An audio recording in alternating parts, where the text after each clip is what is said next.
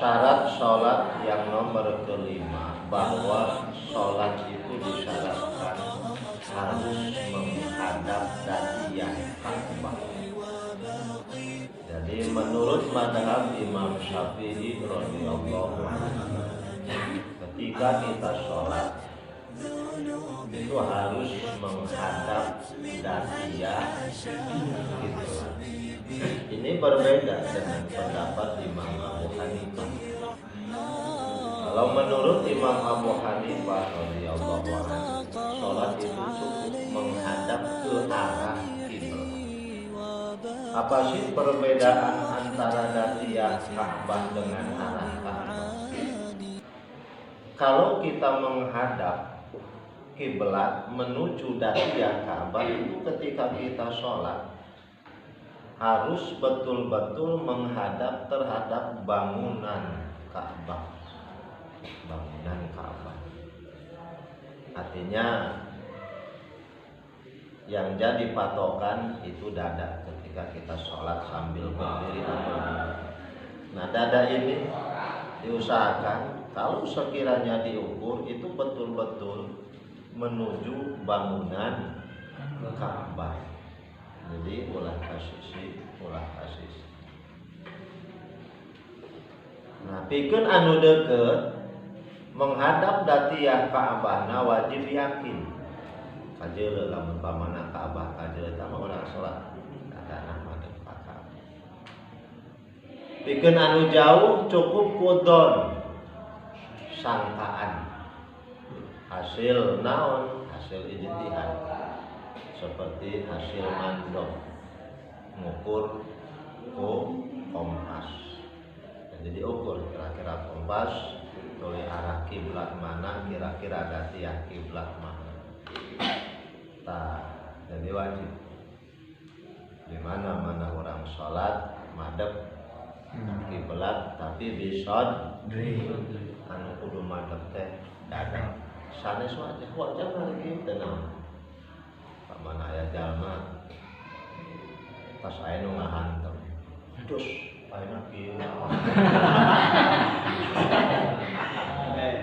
teu bisa dibalikeun deui dalam bisa dibalikeun dihantum deui dibolah teh akhirna salatna bingung waduh ini kudu madep ka Ka'bah mana ya sodrun dan dada aja wajahna makas gigir ulah wajah anu kali dada anu tidur umpama. Nah, tapi dada ieu lamun jalma salatna bari nangtung atawa bari ieu kumaha mun salatna jalma salatna bari nyang gigir sare nyang gigir. Bagi orang yang salatnya sambil terlentang maka itu nu kadu madep kiblat teh nyaeta beulah hareup awak. Amunna jalma salatna jiga jalma nu maot nya hareup ngaler. Tah itu nu kudu madep kiblat teh mana? Sakabeh beulah hareup awak. Itu kudu madep kiblat. Jadi teu beunang. Lamun awakna nangkuban ieu na kieu tapi kudu nyang gigir. Nah, pikeun jalma anu salatna bari nangkara itu nu kudu madep kiblat naon? Nyaeta deklok sukuna nya. Jadi kudu madep kiblat. Sareng wajah maka wajahna wajib diganjel ku bantal supaya si wajah teh madep ka kiblat. Itu lamun salatna bari karat mustalqiyan. Eta mustalqiyan teh sare nangkara. Itu wajib. Anu madep kiblat teh nyaeta wajah sareng suku dan taklok dan palsu. Nu kadah madep ka kiblat. Oke. Di mana-mana orang sholat benar-benar dada madep kana datiah kiblat ulah kaluhur teuing ulah kateok teuing. Namun kondisi urangna memang bisa jadi tegak orang nanti Allah jadi ulah tungkul lamun tungkul kateo sudah datang madep atawa nenggah teuing itu akhirnya ada lalu jadi kudu tegak lamun rek tungkul ya tungkul wuluna ulah jeung dadan karena tungkul jeung dadan pokoknya harus sampai ngerungkul itu tidak sah dada. Nah, madep dada ke arah kiblat itu harus selalu ada selama sholat. Jangan sampai dada ini pernah berpaling dari kiblat sekalipun sebentar. Lamun dina sholat selain daripada waktu sujud, waktu ruku, dada umpamana malengos di arah kiblat, maka lamun dilakonan ku jalma nu apal kana teu beunangna tur dihaja-haja sanes poho deui bisa batal salatna. Seperti umpama jangan keur salat. Kari-kari aya nu ngagegero ngalieup bae dadana biru. Nah, maka batal berarti dada fungsi malengos di arah kiblat. Tapi batal salatna itu lamun teu poho deui terkecuali poho deui. Ari poho deui mah hampur ada poho. Teuing ngaranna ge poho. Atawa bahkan sekalipun malengos dadana ketika uluk salam. Assalamualaikum warahmatullahi wabarakatuh. Dadana malengos di kiblat batal. Karena selama sholat sebelum uluk salam kedua sampai uluk salam kedua itu dada kudu tetap madhab kiblat. Jadi sekalipun malengos dina uluk salam itu bisa mata ngabatalkeun sholat lamun dilaksanakeun ku jalma nu nyaho kana teu beunangna juga bukan karena lupa tapi sengaja. Nah, maka wajib dengan wajibnya menghadap kiblat bagi orang yang sholat itu alal qadir manakala memang mampu untuk menghadap kiblat. Bagaimana bagi orang yang lemah illa fi haqqil azizi anhu, terkecuali bagi orang yang lemah yang tidak bisa menghadap kiblat pertama naon-naon tapi memang teu mampu dikeun eta madhab kiblat seperti jalma dina kaayaan gergeri atawa dina kaayaan keur di banda keur dipentang aya jalma di blok umpamana terang di blok dari banda dina tatangkalan umpamana maneh gelaweh jeung babaturan kuwi babaturanna dipentang di banda dina tatangkalan yang hareup ngaler tuluy datang bae waktu sholat tetap wajib sholat pikeun jalma nu dipentang wajib sholat sholatna kumaha samampuna lamun mampuna hanya umbut-umbutan kenaonan da puguh pamana awak di banda. Nah itu teu kudu madhab kiblat, madhab ngaler kenaonan. Kenapa? Yang teu bisa pindah ngulon.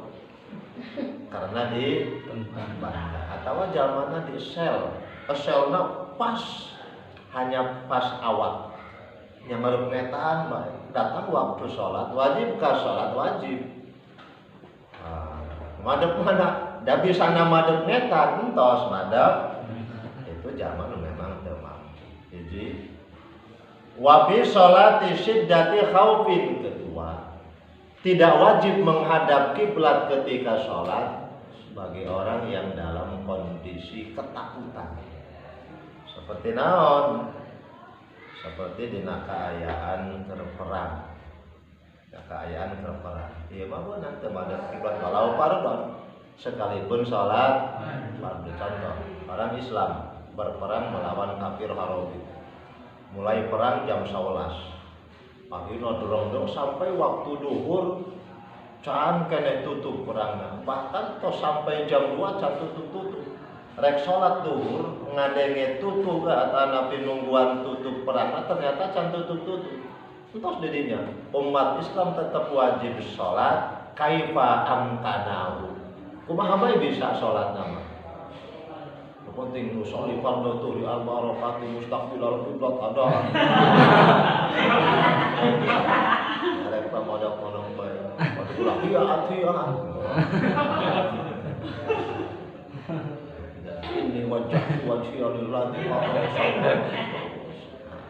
dan anak ini saking wajibnya sholat sehingga dalam kondisi perang pun tetap jamaah wajib sholat, tapi tidak diharuskan menghadap kiblat. Kenapa? Memang kondisinya tidak memungkinkan. Karena menghadap kiblat hanya diwajibkan bagi orang yang mampu atau dalam kondisi memang luas. Tapi ketika kondisinya sempit, maka hukum diperluas, silakan dia sholat sekemampuannya. Masyian warokiban mustaqbilan wa mustadbiron. Kalau dalam keadaan kondisi sangat takut, itu diperbolehkan sholat masyian sambil berjalan, warokiban atau sambil menunggang, mustaqbilan mau menghadap kiblat, awo mustadbiron atawa nunggangan kiblat. Umpamana orang perangna make teng wajah, atawa lamun baheula perangna dina kuda. Wah, itu di mana-mana asup waktu saat tetap orang wajib sholat sekalipun dina kuda. Harus sholat. Itulah kehebatan orang Islam. Dalam kondisi apapun sholat tetap wajib dilaksanakan. Ulah mentang-mentang ini sedang membela agama Allah, tuh sholat kita naon-naon. Kena ke ibadah musejen, sholat ditinggalkan. Oh, itu ngaranna mor kana hiji kawajiban tinggalkeun kawajiban. Ulah kena usaha, iki keur ibadah. Berjuang fisabilillah kenaon maraban anak pamajikan. Anu sahingga teu lohor teu asalnya teu naon iki keur berperang. Wah, itu teman. Jangankan dina kaayaan berusaha keur perang ge tetap mau wajib salat. Barek dina kaayaan kumaha. Ini kaharibin min harib, seperti orang yang berlari dari kebakaran. Itu boleh sholat sambil berjalan, sambil berlari, monggo untuk menyelamatkan diri. Contoh, kita sholat di musola. Begitu sholat di musola, lalu rumah tetangga musola terbakar. Akhirnya kakaragi orang sholat 2 rakaat sholat asar, di luar aya nu gagaukan nu sholat aya kahuluan. Umpamana eta tatangga langgar kahuluan kahade bisi kalanggar pindah bae ge. Akhirna urang serpet keluar ningali bener. Umpamana kahuluan. Tuluy urang lumpat neangan tempat nu aman, neruskeun salat itu tetap sah karena kondisi dina kahuluan. Enggak, bari lompatan pamana tadi orang pamana pas keur nangtung kana rakaat katilu. Urang basa maca Fatihah. Bismillahirrahmanirrahim. Alhamdulillahirabbil alamin. Itu karena kahuluan. Nah, terus urang neangan.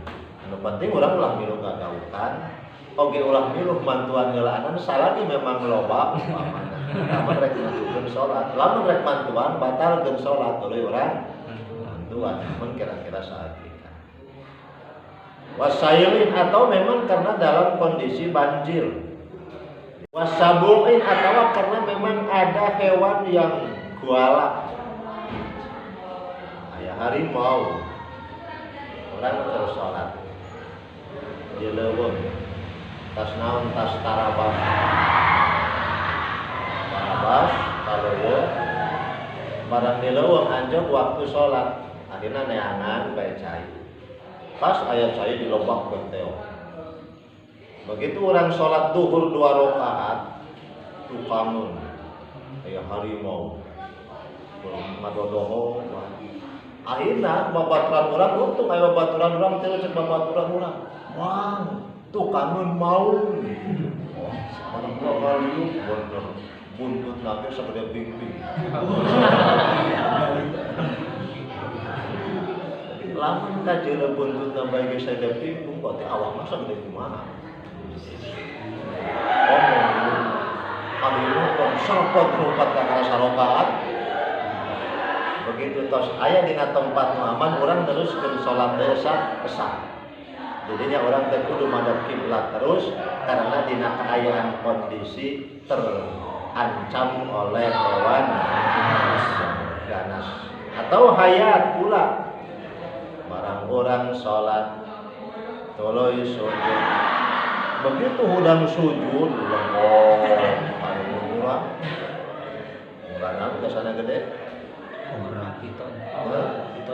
Ulah piton, aku dia tangkal kalapa. Mangga, lamun urang ngana, boro-boro teh kalapa. Ulah piton leutik bisa ngelep barang-barang nu gede. Sapi bisa talep ulah piton leutik. Oh, lamun sudah tangkal kalapa. Akhirnya urang berobat ka tukang. Jangan tempat anu aman, tuluy luruskeun salat bae esah. Wa min da'inin inda isar. Begitu pula tidak diharuskan menghadap kiblat ketika kita sedang sholat. Tuluy patimu jeung nu urang boga hutang eta jalma isin can bisa bayar.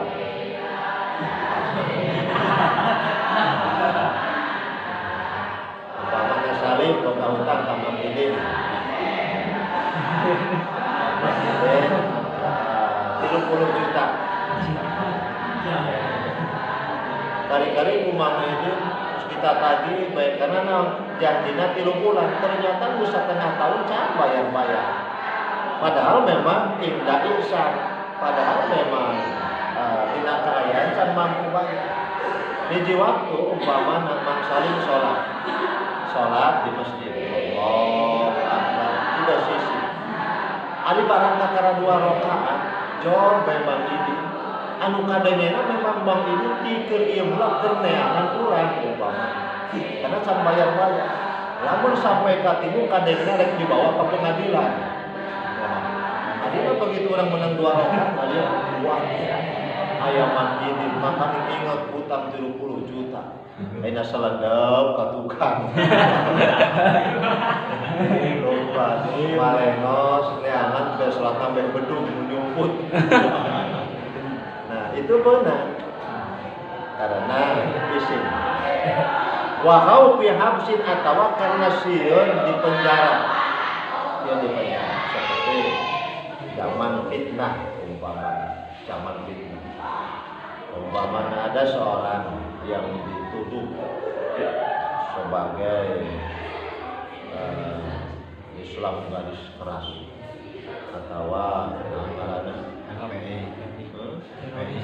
teroris mana ayah santri pedah penampilanana juga teroris dianggap teroris. Bahkan ada selebaran bahwa sedang dicari teroris kelas kakap yang bernama Fajri.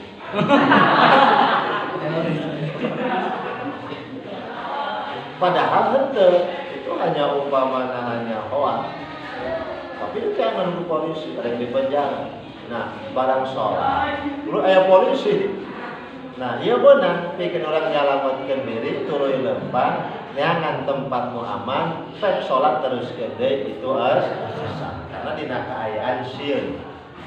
Jadi wajib madhep kiblat manakala mampu, manakala memang memungkinkan. Tapi ketika seorang sholat tidak memungkinkan untuk menghadap kiblat, maka hukum memperbolehkan monggo sekalipun tidak madhep kiblat. Karena hukum itu diberlakukan hanya bagi orang-orang yang mampu. Yang tidak mampu itu diwajibkan urusan mesti sakamampuana. Wala fi nafli safar, begitu pula tidak diharuskan menghadap kiblat ketika sholat sunnah dalam perjalanan. Awas, sholat sunnah dalam Perjalanan. asal mubahin, perjalanannya perjalanan yang dibolehkan, bukan perjalanan maksiat artinya.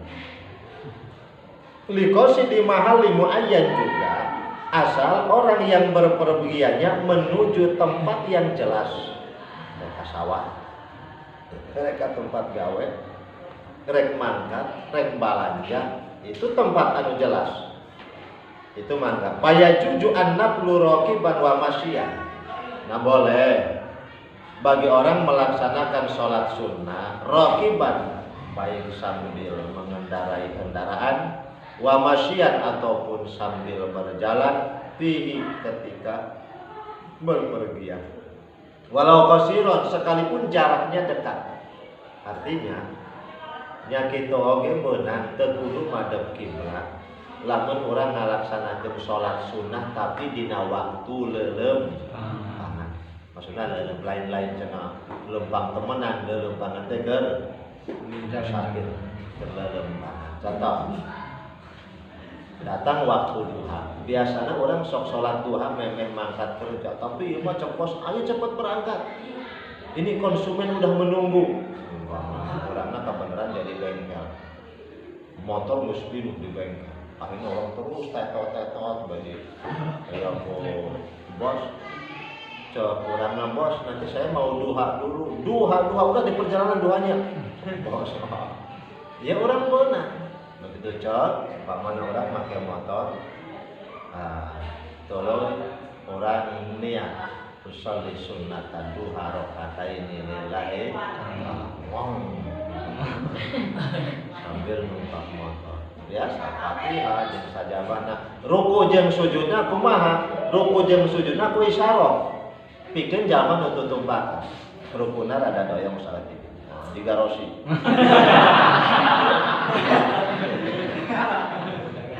Sujudna rada teong deui. Ruku mah rada luhur, sujud mah rada.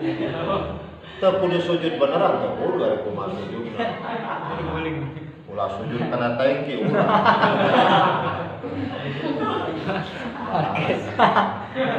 Atau umpamana orangna nakuda, lamun nakuda, tumpakan nakuda ketika orang sujud, ruku, ngadoyongkeun saeutik, ke sujudna doyongna rada teong. Cukup ku isyarah lamun keur waktu leulem. Terus menuju tempat anu memang kurang itu. Kejar pamana pas uluk salam ya assalamualaikum warahmatullahi assalamualaikum warahmatullahi. Benar. Atau sholat mutlak nu penting sholat sunnah. Jadi sholat sunnah itu boleh dilaksanakan dina waktu leulem, bari leum, atau maneh patani. Biasana memang kasawat sok duha heula. Nah tuluy hiji waktu maneh keur ngagawekeun di sawah. Barang keur ngagawekeun di sawah ayeuna nu garawa ibu-ibu di sawah nu keur aragon nelepon. Begitu nelepon umpamana tuluy teteh diangkat bae ku urang. Aya naon, Bu? Ieu geus dalesun. Pada cuk urang kakarage jam 8. Pupuh can sarapan teh imahna. Pamanakeun nungguan. Ayeuna orang teu kaburu duha. Berangkat pamana orang bari leungna. Itu pun di perjalanan orang bari duha. Cuman upami orang salatna bari leumpang mah sanes tutumpakan hiji dina waktu takbiratul ihram urang kudu madhep kiblat. Kadua ruku na biasa, sujud na biasa, tur madhep kiblat, salian eta silahkan bari leumpang. Awas.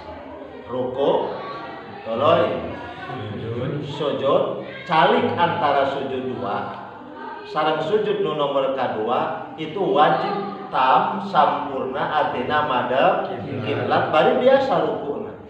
Jadi ari salian eta mah mangga bari leumpang. Maka lamun mana orang rek salat ti imam yang ngarep kulon heula. Allahu akbar bari usolli sunnatan dua rakaataini lillahi ta'ala. Jangan rantam. Allahu akbar kabira walhamdulillah. Tapi lah ngobrol di jalanan. Anu nanya ulah ditembalan. Ulah ini wajah tu wajah apa ka mana? Ngeran. Itu mah mata. Atawa orang mah bari nanggung. Bismillahirrahmanirrahim. Alhamdulillahirabbil alamin. Arrahmanirrahim. Liwat bae budak ngora. Budak ngora. Batu sangka jama mulu. Tolong tutup maca Fatihah, maca susuratan. Bismillahirrahmanirrahim. Alam tara kaifa fa'ala rabbuka bi ashabil alam yaj'al kaidahum fi tadlil. Anu nanya itu bukan ditembalan. Tur di jalanan awas. Di mana-mana orang ningali najis ulah sengaja ditincak. Namun sengaja ditincak batal. Melihat tempat-tempat nu kira-kira orang tengah jalan najis. Tetap awak kudu dijaga tina najis. Aurat tetap kudu katutup, ulah make sarwal. Karena kena salatna bari lombang, bari reka sawah, mah kena sarwal umpama. Tetap biasa. Aurat itu kudu katutup. Nah, engke tutup maca susuratan urang rek ruku esotkeun antara urang yang ngadep mulon Allahu akbar subhana rabbiyal azim wa bihamdi subhana rabbiyal mana bae tama di jalan subhana rabbiyal azim wa bihamdi entos ruku cangkat tidak leupan deui Rabbana lakal hamdu mil'us samawati wa mil'ul wa mil'u ma syi'ta min syai'in ba'd. Bagian sujud eureun deui nya ngarep kiblat. Sujud biasa. Tapi tangan anu rada bersih wadina nu bebelekuhan. Sujud. Begitu sujud biasa 2 kali cali. Tutup sujud kedua urang nangtung deui neruskeun perjalanan. Engke dina rakaat kadua kitu deui. Tutup sujud kedua kali dina waktu tahiyat urang bari lempang teu naon-naon. Bari lempang at-tahiyatul mubarakatus shalawatut thayyibatu lillah. Assalamualaikum pas anjung saum urang salam. Assalamualaikum warahmatullahi. Assalamualaikum warahmatullahi. Cek nu agun lah teh ka sawah uluk salam. Disangka uluk salam. Padahal mah sol tadi pas anjung ka saum menang 2 rakaat. Wah, itu hebat. Karena tiada waktu tanpa ibadah. Sampai-sampai di jalan ke bari ibadah. Asal sholat sunnah awas. Kumaha lamun sholat fardu, lamun sholat fardu mah teu beunang.